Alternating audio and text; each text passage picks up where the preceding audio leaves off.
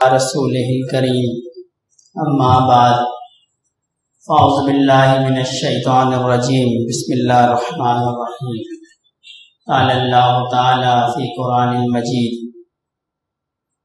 يا أيها الذين آمنوا اتقوا الله وكونوا مع الصادقين وقال النبي صلى الله عليه وسلم المرء مع من أحب او كما قال عليه الصلاة والسلام۔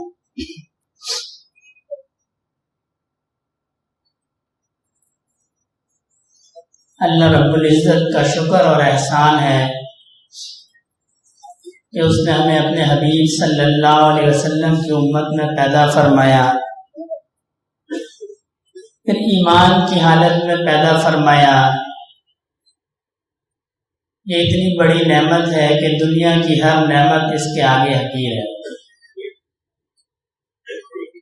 میں اکثر ایک بات سوچتا ہوں کہ ہم جس دور میں زندہ ہیں، اگر اللہ پاک ہم پہ یہ فضل نہ فرماتے، یہ ایمان والی نعمت ہمیں نہ دیتے، ہم کسی مسلمان کے گھر میں نہ پیدا ہوتے، تو اس دور کو دیکھتے ہوئے اس معاشرے کے اندر تو میں کانپ جاتا ہوں۔ یہ اتنی بڑی اللہ کی نعمت ہے کہ جس کو اللہ نے مسلمان کے گھر میں پیدا کر دیا کہ ابھی ہمیں اس کی سمجھ نہیں ہے، اس کی قدر نہیں ہے، اس لیے کہ یہ اس کا بازار نہیں ہے۔ ایک استاد اپنے بچوں کو پڑھاتے تھے، طلباء کو حدیث کا علم سکھاتے تھے، اللہ کے قرآن کا علم سکھاتے تھے، اور ساتھ بتاتے تھے یہ بڑی دولت ہے، یہ حدیث کا علم یہ بڑی دولت ہے، یہ اللہ کا قرآن یہ بڑی دولت ہے۔ تو اس میں کوئی سادہ سا طالب علم بھی تھا، اس کی چپل ٹوٹ گئی، وہ کسی موچی کے پاس گیا، کہنے لگا میں یہ میری چپل بنا دیں۔ موچی نے کہا جی پیسے؟ اس نے کہا پیسے نہیں ہیں، میرے پاس حدیث کا علم ہے۔ اس نے کہا نہیں جی مجھے تو پیسے چاہیے۔ یہ واپس آ گیا۔ جب استاد نے دوبارہ یہ گفتگو کی تو اس نے عرض کی کہ حضرت آپ تو فرماتے ہیں یہ بڑی دولت ہے، لیکن اس کو تو موچی بھی نہیں مانتا ہے۔ کل میرا ایک جوتا ٹوٹ گیا، میں موچی کے پاس گیا، اس نے کہا نہیں جی مجھے یہ علم نہیں چاہیے، مجھے تو پیسے چاہیے۔ تو حضرت خاموش ہو گئے۔ کچھ دن کے بعد اس طالب علم کو بلایا اور اس کے ہاتھ میں ایک پتھر رکھا، اس کو کہنے لگے تم اس موچی کے پاس چلے جاؤ اور اس سے اپنی چپل بنواؤ یا جوتا بنواؤ، اور جب وہ اجرت مانگے تو اس کو یہ پتھر دے دینا۔ اب یہ چلا گیا، اس سے کہا جی میرا جوتا بنا دو، اس نے کہا پیسے؟ کہنے لگا جی پیسے تو نہیں ہے، یہ پتھر میرے پاس ہے۔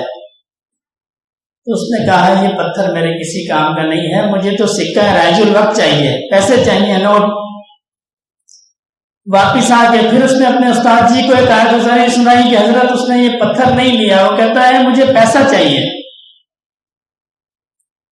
حضرت نے فرمایا اب یہ پتھر فلاں شہر کے مشہور سنار کے پاس، جواہر کا کام کرنے کے پاس، اس کے پاس لے جاؤ اور اس کو یہ پتھر اس کی قیمت لگواؤ، اس کو کہو جی مجھے یہ پتھر بیچنا ہے، آپ خریدو گے؟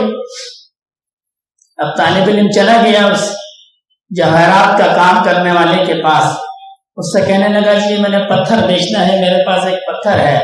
اس نے اس کو لیا، اس کو پرکھا، کہنے لگا جی اس پتھر کی اتنی قیمت ہے کہ میں اس کو خرید نہیں سکتا، میرا کاروبار جو ہے وہ اتنا وسیع نہیں ہے کہ میں اس پتھر کو خرید لوں، تم فلاں دکان کے پاس چلے جاؤ، فلاں تاجر کے پاس چلے جاؤ، وہ اس کی صحیح قیمت لگا سکتا ہے۔ اب وہ واپس آیا اور استاد سے اس نے کارگزاری بیان کی کہ حضرت اس نے ایسا کہا۔ تو حضرت نے فرمایا بھائی پہلے تم غلط بازار میں چلے گئے تھے، پہلے تم غلط بازار میں چلے گئے تھے، اس کو اس کی قدر نہیں تھی، اہمیت کا اندازہ نہیں تھا۔ اللہ نے ہمیں مسلمان کے گھر میں پیدا کیا، دنیا میں ہمیں اس کی قدر کا اندازہ نہیں ہے۔ یہ جب ہماری آنکھ بند ہوگی نا پھر ہمیں اس کی قدر کا اندازہ ہوگا کہ یہ اللہ کی کتنی بڑی نعمت تھی جس کو ہم نے دنیا میں قدر کی نگاہ سے نہیں دیکھا۔ ہمیں یہ بھی معلوم نہیں ہو سکا کہ اتنی بڑی نعمت ہے میں دفتر میں ملازم ہوں، ہمارے احساس کا یہ عالم ہے کہ ایک ساتھی کو، چپڑاسی کو کسی نے بھیجا کہ جی فلاں دفتر میں چلے جاؤ، وہاں ڈیوڈ ہے گا، کوئی ڈیوڈ نام کا بندہ ہے، اس کو دے دو یہ کاغذات جو ہے۔ اب وہ چلا گیا اس دفتر میں، اور وہاں پہ ایک بادشاہ آدمی تھا، داڑھی اور ٹوپی، اور اس سے کہنے لگا آپ ڈیوڈ ہو؟ اس نے کہا اللہ کے بندے میں تمہیں ڈیوڈ لگتا ہوں؟ کوئی احساس نہیں ہے کہ مسلمان کا کیا حلیہ ہونا چاہیے، مسلمان کی کیا شکل ہونی چاہیے، مسلمان کی کیا ادوار ہونے چاہیے، کیا اطوار ہونے چاہیے، ہمیں معلوم ہی نہیں۔ تو اللہ کا شکر ہے، اللہ پاک نے ہمیں مسلمانوں میں پیدا فرمایا، پھر ہماری نسبت اللہ والوں سے جوڑ دی، یہ بھی کم بڑی نعمت نہیں ہے، یہ بھی بہت بڑی نعمت ہے۔ اس پرفتن دور کے اندر کتنے لوگ ہیں جن کا تعلق اللہ پاک نے اپنے نیک بندوں سے جوڑا ہے۔ اور جیسا ابھی حضرت بیان فرما رہے تھے نا علی اصغر صاحب دعوت برکاتہم عالیہ، یہ معمولی خاندان نہیں ہے، یہ اللہ والوں کا خاندان ہے، یہ اللہ والوں کی خانقاہ ہے۔ ابھی بچہ نبی کریم صلی اللہ علیہ وسلم کا حلیہ مبارکہ بیان کر رہا تھا تو مجھے مولانا محمد نواز صاحب رحمۃ اللہ علیہ یاد آ گئے۔ کچھ ساتھی نئے ہیں، کچھ پرانے ہیں جو ان کو جانتے ہوں گے۔ ہمارے بڑے حضرت رحمۃ اللہ علیہ کے خلیفہ ہیں، فوت ہو چکے ہیں۔ حضرت فرماتے ہیں جب میں بڑے حضرت رحمۃ اللہ علیہ کی خدمت میں آیا کرتا تھا تو ایک بار میں دن میں آیا اور میں مسجد کے اس دروازے سے اندر داخل ہوا، یہ جو باہر والا گیٹ ہے، اس وقت یہاں یہ گیٹ جو اندر والا آپ دیکھ رہے ہیں اس جگہ پہ نہیں تھا، یہ تھوڑا اندر تھا، یہ مسجد تھوڑی چھوٹی ہوتی تھی۔ تو فرمایا کہ جب میں گیٹ سے اندر گھسا میں نے دیکھا نبی کریم صلی اللہ علیہ وسلم مسجد کے صحن میں جہاں بڑے حضرت تشریف فرما ہوتے ہیں، نبی کریم صلی اللہ علیہ وسلم وہاں تشریف فرمائے۔ حضرت عالم تھے، فرمایا میں نے حدیث کی کتابوں میں نبی کریم صلی اللہ علیہ وسلم کا جو حلیہ مبارکہ تھا اس حلیہ مبارکہ سے اس شخصیت کو میچ کیا کہ جی ایسے بال ہم نے پڑھے ہیں، ایسا لباس مبارکہ پڑھا ہے، ایسا حلیہ مبارکہ پڑھا ہے۔ فرمایا میں میچ کرتا رہا، اور پھر جب میں نے مسجد کا اندر کا دروازہ کراس کیا تو مجھے پھر نظروں سے اوجھل ہو۔ یہ معمولی جگہ نہیں ہے، یہ وہ جگہ ہے جہاں اللہ والوں نے بیٹھ کر اللہ کو یاد کیا، اللہ کے بندوں کے دلوں کو اللہ کے ذکر سے منور کیا، اور جس کا تعلق اللہ پاک سے بن جاتا ہے اللہ پاک پھر اس کو مشاہدات بھی کراتے ہیں۔ مولانا محمد قاسم صاحب دامت برکاتہم عالیہ ہمارے بڑے حضرت خواجہ دوبخش رحمۃ اللہ علیہ کے پوتے ہیں، ایک دفعہ فرمانے لگے کہ ہمارے سلسلے کے ایک شخص تھے، رمضان کا روزہ رکھا، روزہ رکھ کے سو گئے، اشراق کے بعد خواب میں نبی کریم صلی اللہ علیہ وسلم کی زیارت ہوئی، انہوں نے فرمایا مولانا افطار میرے پاس کرنا۔ اٹھے تو طبیعت میں اضطراب پیدا ہوا کہ اللہ جانے اس کا کیا معاملہ ہے۔ تو حضرت فرماتے ہیں ان کے متعلقین میں سے PIA کے پائلٹ تھے، تو حضرت نے ان کو اپنا خواب فون کیا، خواب بتایا کہ بھی مجھے اس طرح کا خواب آیا ہے۔ اب یہ بات ہے یقین کی اور محبت کی اور تعلق کی۔ ہم جیسا اگر کوئی خواب دیکھتا تو شاید کوئی تعویل کر کے، یہ بات ہے یقین کی، یہ سودا یقین کا ہے، یہ یقین کا سودا ہے۔ وہ بہلول رحمۃ اللہ علیہ کا واقعہ آتا ہے نا، بڑے مشہور واقعہ ہے کہ دریا کے کنارے جو ہے وہ گھر بنا رہے تھے، اور ہارون رشید اور ان کی جو بیوی تھی زبیدہ خاتون وہ چہل قدمی کر رہے تھے۔ جب وہ گھروندے چھوٹے چھوٹے گھروندے بنا رہے تھے ریت کے، تو بادشاہ نے تفریحاً مزاحاً پوچھا کہ بہلول یہ کیا کر رہے ہو؟ کہنے لگے بادشاہ سلامت جنت میں گھر بنا رہا ہوں۔ یہ جو درویش ہیں ان کی ایک اپنی دنیا ہوتی ہے، ان کی ایک اپنی دنیا ہوتی ہے۔ پوچھا کیا کر رہے ہو؟ کہنے لگے میں جنت میں گھر بنا رہا ہوں۔ تو بادشاہ کہنے لگے خریدو گے. وہ بادشاہ بھی عام بادشاہ نہیں تھے. ہمارے ذہن میں یہ اس زمانے کے میڈیا نے ڈال دیا ہے شاید سارے ہی مسلمان بادشاہ ظالم اور فاسق تھے. ایسا نہیں تھے. اللہ کے نیک بندے بھی، اللہ کے ولی بھی بادشاہ گزرے ہیں. نیک بادشاہ تھے. کہنے لگے جی کیا کریں، جنت میں گھر بنا رہا ہوں، بیچو گے؟ ہاں نہیں بیچوں گا. تو ان کی بیوی کہنے لگی یہ جو قیمت انہوں نے لگائی، جو سکہ راج الوقت تھا، زبیدہ خاتون نے وہ قیمت دی اور جی میں ایک گھر میرے نام پہ بک کر دو. انہوں نے کہا جی بک ہو گیا. رات کو جب بادشاہ سویا، خواب میں اس نے دیکھا کہ ایک بڑا خوبصورت محل ہے،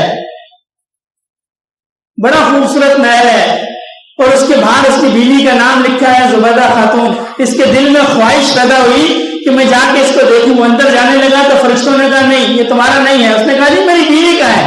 میں نے کہا جی دنیا میں تیری بیوی تھی، یہاں ایسا نہیں ہے، یہاں جس کا محل ہے وہی اندر جا سکتا ہے. آنکھ کھل گئی. دوبارہ صبح کا وقت تھا، ملکہ کو ساتھ لیا، پھر دریا کے کنارے دیکھا بہلول پھر وہی موجود ہیں اور اسی طرح گھروندے بنا رہے ہیں، ریت کے گھر بنا رہے ہیں. پوچھا کیا کر رہے ہو؟ کہنے لگے جنت کے گھر بناتا ہوں. اب بادشاہ نے پوچھا بیچو گے؟ کہا جی بیچوں گا. کہاں قیمت ہے؟ کہاں جو تمہاری بادشاہی ہے وہ اس کی قیمت ہے. اس نے کہا کل تو بڑا سستا بیچا تھا. اس نے کہا وہ بغیر دیکھے کا سودا تھا، یہ دیکھ کے آئے. جب تک بندے نے موت کے فرشتے کو نہیں دیکھا، جتنے مرضی گناہ کرتا رہا، یا اللہ مجھے معاف کر دے، اللہ اس کو معاف کرتے رہے. جب اس کی رگ پکڑی گئی، اس کو مشاہدہ ہو گیا، پھر خلوص دل سے بھی معافی مانگے گا بیکار ہے. اب تم نے دیکھ لیا ہے، اب تمہارا کیا معاملہ ہے؟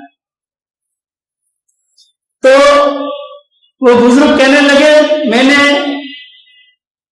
اس پائلٹ کو فون کیا جو ان کا مرید تھا، ان کے متعلقین میں سے تھا، کہ بھی میں نے ایسا خواب دیکھا. اس نے کہا حضرت 11 یا 12 بجے کی میری فلائٹ ہے سعودیہ کی،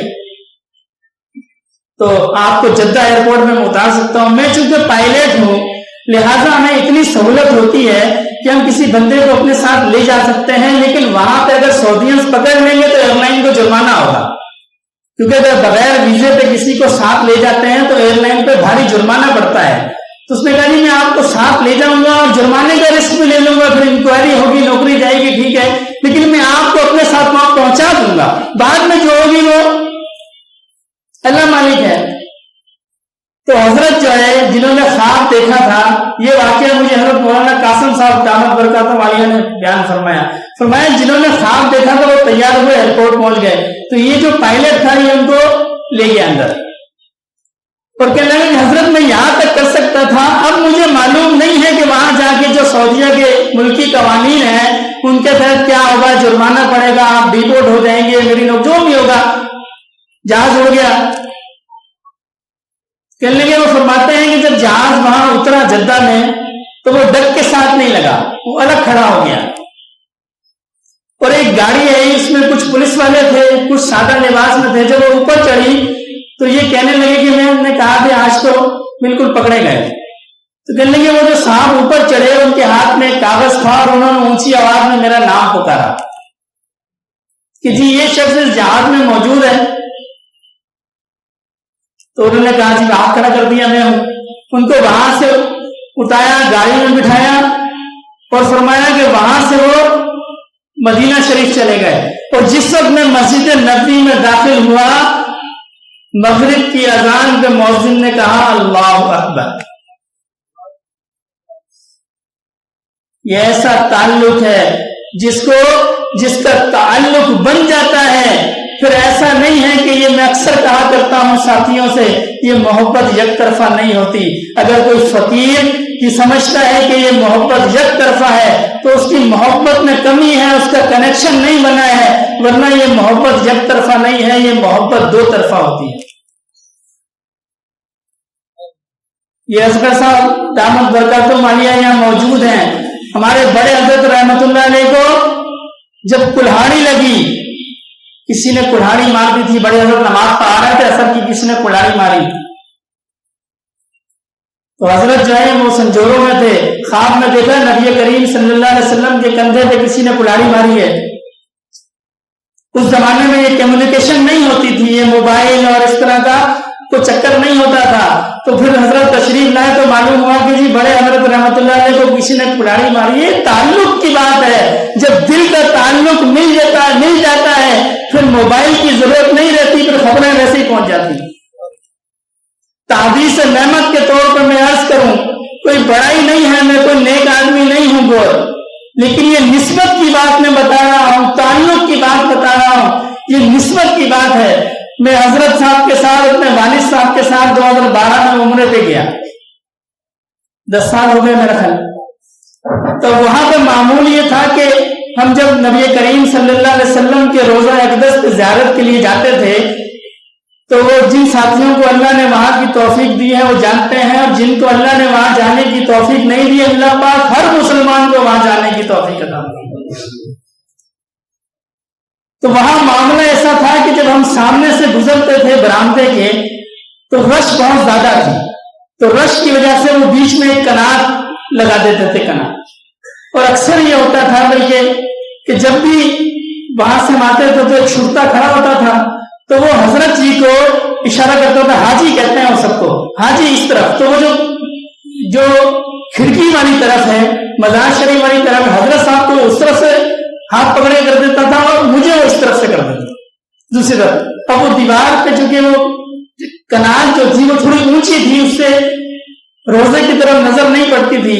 اب 3-4 دن تک جب مستقل یہ معاملہ ہوا تو میرے دل میں ایک بات آئی کہ میرے گناہوں کی وجہ سے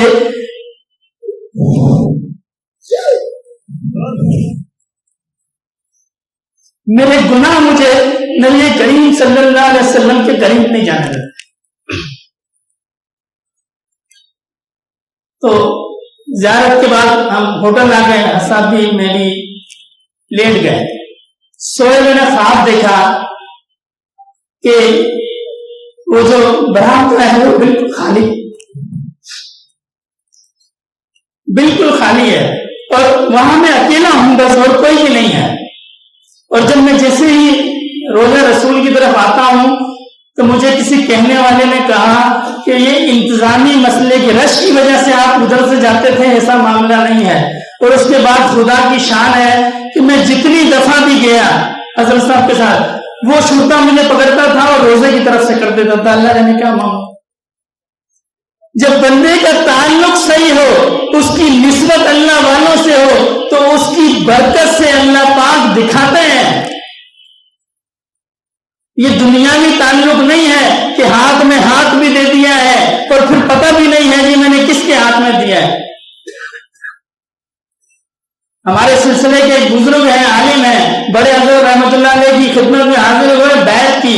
دل میں خیال آیا کہ پتہ نہیں میری بیعت ٹھیک ہے کہ نہیں ہے. خواب میں دیکھا ایک سنہری تختی ہے اور اس کے اوپر لکھا ہوا ہے کہ تم نے اپنے نبی کے ہاتھ پہ بیعت کی ہے اپنے شیخ کے توسل سے. یہ معمولی ہاتھ نہیں ہے، یہ ہاتھ بزرگوں کے ہاتھ میں، ان کے بزرگوں کے ہاتھ میں. قیامت کے دن جب نبی کریم صلی اللہ علیہ وسلم نے ابوبکر صدیق رضی اللہ تعالیٰ عنہ کا ہاتھ پکڑا ہوگا، انہوں نے سلمان فارسی کا ہاتھ پکڑا ہوگا، انہوں نے اپنے مرید کا ہاتھ پکڑا ہوگا. یہ سلسلہ چلتے چلتے حضرت صدر قریشی کے ہاتھ میں آئے گا، ان سے خواجہ نور بخش رحمۃ اللہ کا ہاتھ پکڑا ہوگا، انہوں نے بڑے حضرت جی کا ہاتھ پکڑا ہوگا، بڑے حضرت جی نے حضرت جی کا ہاتھ پکڑا ہوگا اور انہوں نے ہمارا ہاتھ پکڑا ہوگا انشاءاللہ.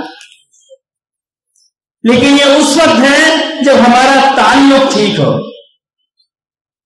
یہ معمولی نہیں ہے. اللہ والوں کا، اللہ والوں کی نسبت مضبوط ہوتی ہے، تعلق مضبوط ہوتا ہے.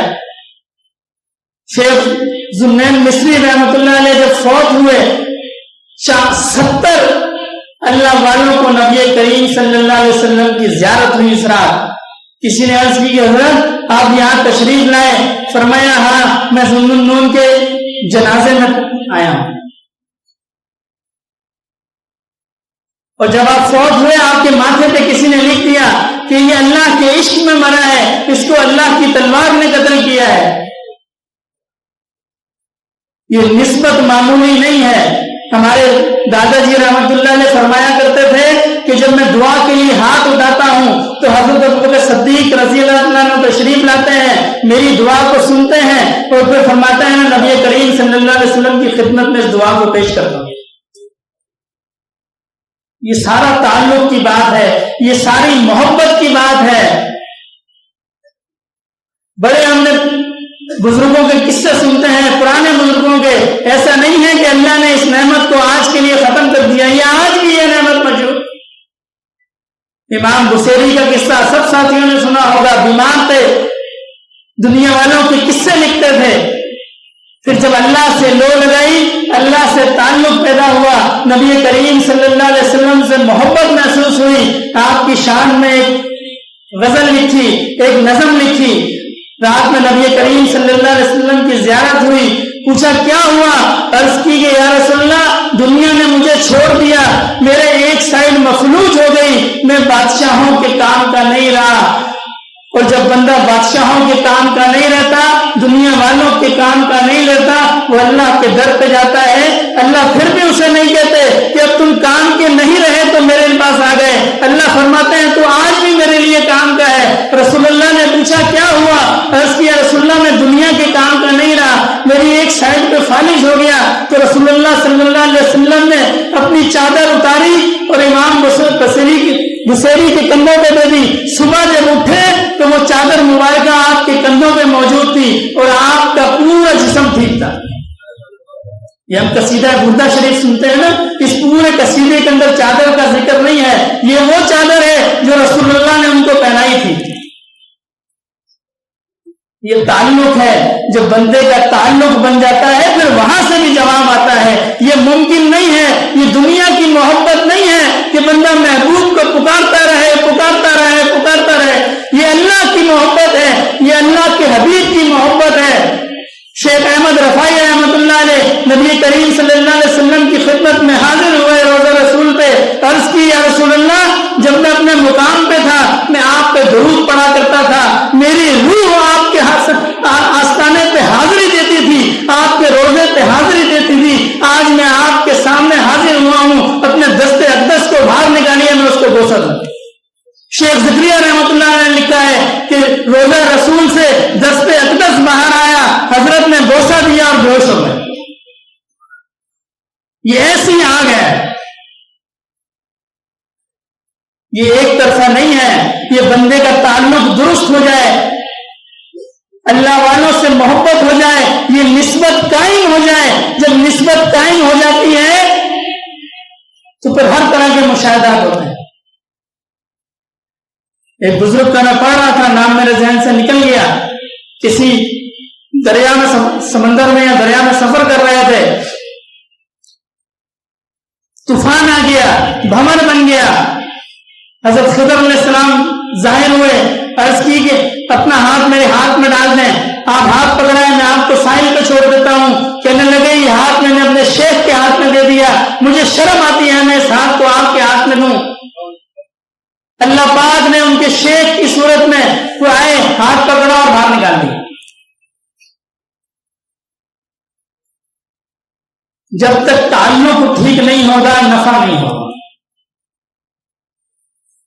یہ بات میرے مشاہدے کی ہے، میں نے کئی فقیروں کو دیکھا ہے، نام لینا مناسب نہیں ہے، بہت عرصے آتے رہے، بڑے حضرت رحمۃ اللہ علیہ کی خدمت میں بھی، اور بہت نیک آدمی بھی تھے۔ میں تو چھوٹا تھا، عمر میں بھی کم تھا، لیکن میرا ہر دفعہ یہ خیال ذہن میں ہوتا تھا کہ شاید اس دفعہ ان کو اجتماع میں اجازت مل جائے گی، لیکن وہ فوت ہو گئے، ان کو اجازت نہیں ملی۔ تو میری جو سمجھ میں بات آئی کہ ان بزرگوں کی عادت تھی کہ وہ جہاں بھی جاتے تھے جی فلاں بزرگ کی زیارت کے لیے چلے جاؤں، فلاں کی زیارت کے لیے چلے جاؤں، فلاں کی زیارت کے لیے۔ جب ہاتھ میں ہاتھ دے دیا پھر کسی کی زیارت کی ضرورت نہیں ہے۔ جب تک کسی بندے کا سلوک طے نہیں ہوتا اس کو چاہیے کہ اپنے شیخ کا پابند ہو جائے۔ وہ ایک بزرگ جو ہے وہ ان پہ غلبہ طالب ہوا سکر کا، ان کی زبان سے نکل گیا جو میری زیارت کرے گا وہ جنت میں جائے گا۔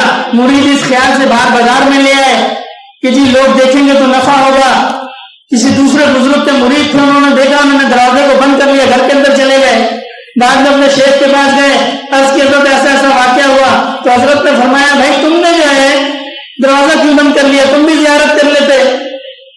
تو کہنے لگے میرے دل میں خیال آیا کہ اگر اللہ یہ نعمت ان کو دے سکتے ہیں تو میرے شیخ کو بھی دے سکتے ہیں. تو ان بزرگوں نے فرمایا کہ اللہ یہ نعمت مجھے دیتے ہیں, میں نے دعا کی اللہ میرے بھائی کو بھی یہ نعمت دی جائے. جب تک یقین نہیں ہوگا, یہ نہیں ہے کہ بزرگوں میں فرق ہے, یہ گلدستے پھول ہیں. میں کراچی کا رہنے والا ہوں, وہاں ایک بوتل گلی ہے جہاں پہ عطر بکتا ہے. وہاں پہ اگر کوئی پرانا آدمی جائے تو اس کو پہچان ہے, کوئی نیا ساتھی چلے جائے اس کو سمجھ میں نہیں آتا. وہ اتنی خوشبوئیں ہوتی ہیں کہ اگر اس کو دکاندار کو خوشبو سنگھائے گا تو وہ اس کو منتخب کرنے میں قاصر ہو جاتا ہے, اس سے وہ اس کو منتخب نہیں کر سکتا, کیونکہ بہت ساری خوشبوئیں ہیں جو وہ ایک دم سونگھ لیتا ہے. اسی طرح یہ اللہ والے یہ پھول ہیں مختلف خوشبوؤں کے, ایک دم نہیں سونگھنا. جس سے شرع صدر ہو جائے, جس سے مزاج مل جائے, اس کے ہاتھ پہ بیعت کر لی, اب بس وہ وقت کا سب کچھ وہ ہے, پھر تعلق بنتا ہے. وہ کل ایک بزرگ بیان فرما رہے تھے, مجھے ان کی بات بڑی اچھی لگی. یہ بڑی بڑی گتیوں کو دیکھتے ہیں. ہمارے دادا جی رحمت اللہ علیہ مسکین پور شریف گئے, آج بھی وہ گاؤں ہے, میرے خیال 70 سال ہو گئے ہوں گے, وہ آج بھی گاؤں ہے اور آج بھی چھوٹی سی مسجد ہے. یہ فیض جو ہے, یہ اللہ کی نعمت جو ہے, یہ عمارتوں کی محتاج نہیں ہے, یہ مجموعوں کی محتاج نہیں ہے, بلکہ ہمارے حضرت دادا جی رحمت اللہ علیہ فرمایا کرتے تھے ایک بندہ ہو, جیسا حضرت ابھی فرما رہے تھے, لیکن بندہ ہو. کسی نے عرض کی کہ حضرت ایک بڑا مشہور قصہ ہے نان بھائی والا, حضرت باقی بلّہ والا پریشان تھے. نان بھائی نے پوچھا حضرت کیوں پریشان ہے؟ فرمایا کچھ مہمانوں نے آنا ہے تو لانگری کا انتظام نہیں ہے, لنگر کا انتظام نہیں ہے. اس نے کہا حضرت میں بنا دوں گا, بنا دیا. مہمان چلے گئے, حضرت خوش ہوئے, پوچھا مانگو کیا مانگتے ہو؟ اس نے کہا حضرت آپ مجھے اپنے جیسا بنا لیں. حضرت نے فرمایا نہیں بھائی کچھ اور مانگو. اس نے کہا نہیں, اگر دینا ہے تو اپنے جیسا بنا لیں. حضرت حجرے میں لے گئے, اپنے سامنے بٹھایا, اللہ کی ضرب لگائی, چہرہ تک تم جیسا ہو گیا. بزرگ فرماتے ہیں جب حجرے سے باہر نکلے تو دونوں ایک جیسے تھے, فرق صرف یہ تھا جو اصل باقی بلّہ تھے وہ توازن میں تھے, اعتدال میں تھے, اور یہ جو تھے یہ مدہوش تھے. 3 دن رہے اور فوت ہو گئے. تو ہمارے دادا جی رحمت اللہ علیہ سے کسی نے پوچھا حضرت آج بھی باقی بلّہ ہے, باقی بلّہ مل جائیں گے کہ ایسا فیض ہو کہ بس سامنے بٹھائیں اور بیڑا پار ہو جائے؟ تو حضرت نے فرمایا باقی بلّہ تو مل جائیں گے, نان بھائی نہیں ملے گا. باقی بلّہ مل جائیں گے, نان بھائی نہیں ملے گا. ہم نان بھائی مل جائیں, باقی بلّہ سے اللہ ہمیں خود ملوا دیں گے. ہمارے شیخ بھی باقی بلّہ ہیں, ہم نان بھائی نہیں ہیں. ہمیں خدمت کرنی نہیں آئی, ہمیں محبت نہیں آئی, ہم نے تعلق نہیں بنایا, ہم نے ایک رسم کو پورا کیا. ہمارا کوئی دیندار دوست تھا, وہ بیعت ہو گیا اللہ والے سے, ہم بھی بیعت ہو گئے, اس کا ہاتھ میں ہاتھ ڈال دیا, بس ٹھیک ہے, ہم نے اس رسم کو پورا کر لیا. اگر رسم پورا نہ کرتے, ہمیں عرصہ ہو گیا آتے ہوئے, اگر یہ رسم نہ ہوتی آج ہم مالا مال ہو جاتے. دعا فرمائے اللہ پاک ہمیں عمل کی توفیق عطا فرمائے. وَمَا عَلَيْنَا إِلَّا الْبَلَاغُ.